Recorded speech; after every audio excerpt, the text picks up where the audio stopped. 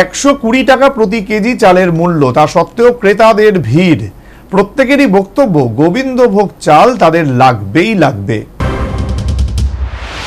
গোবিন্দভোগ ধান চাষ করে সংশ্লিষ্ট এলাকায় কৃষক মহলে একেবারে তাক লাগিয়ে দিলেন প্রান্তিক চাষী মনোরঞ্জন সরকার। সোনামুড়া কাঠালিয়া ব্লকের অন্তর্গত উত্তর মহেশপুর 3 নম্বর ওয়ার্ডে মনোরঞ্জন সরকারের বাড়ি। নিজেরাই 3 কানি কৃষি জমি রয়েছে, তার মধ্যে গোবিন্দভোগের ধান চাষ করছেন। এবছর ফলন ভালো হয়েছে। তিনি বলেন, এই জমিতে অন্য কোনো ধান খুব বেশি ভালো হয় না, তাই বহু কষ্টে বীজ ধান সংগ্রহ করে প্রচন্ড দক্ষতার সহিত হালি বা ধানের চারা বসানো হয়েছিল। এই মৌসুমে কম করেও 10 মণ ধান হবে, প্রায় 20,000 টাকা বিক্রি হবে। তাতে ভালো লাভও হবে। শুধু তাই নয়, গোবিন্দভোগের চালের কদর বেশি।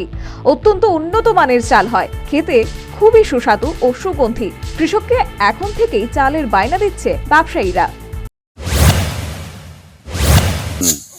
আমি সবসময় এই ধরনের ধানের চাষ করি। এই ধরনের ধান তো এখন পাওয়া যায় না, এই জন্য আমি এই ধানটা করি এবং ভালো রেটও হয়। 120 টাকা কিলো চাউল, এই চাউলের জন্য মানুষ আমার বাড়িতে আসে। আমি প্রায় এই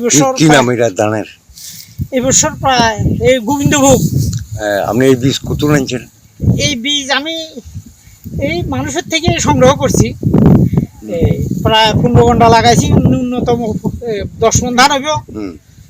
ও অন্তত কমে 20,000 টাকা বিক্রি হইব আমার। 2,000 টাকা করে এমন?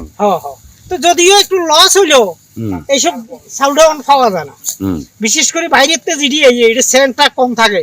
আমার লোকাল চাষের চাউলটা সেন্টও ভালো হইব, মানুষ খাইয়া শান্তি পাইব। এই জন্য আমি নিজেও খাই, এই জন্য এই ধরনের ধান চাষ করি। কৃষি দপ্তর সাহায্য করেনি? না, কিচ্ছু করে না।